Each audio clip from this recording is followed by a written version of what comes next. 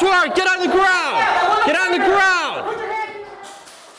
When girls twist and wobble on the balance beam, the memory of one woman provides a safety net.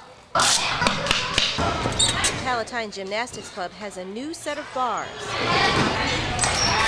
and a soft place to land because of the Mary Ray Soper Memorial Gymnastics Fund.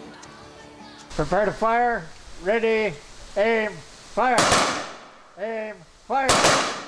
Aim, fire. I got the utmost respect for him. Bugler Ed Croby, the flag presenters, and the Wilmington Honor Guard are unsung patriotic heroes for helping family members say their final goodbyes to loved ones who served our country.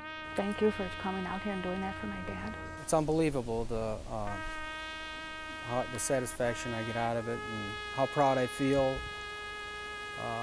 Being American, I feel like I'm still serving my country by doing this.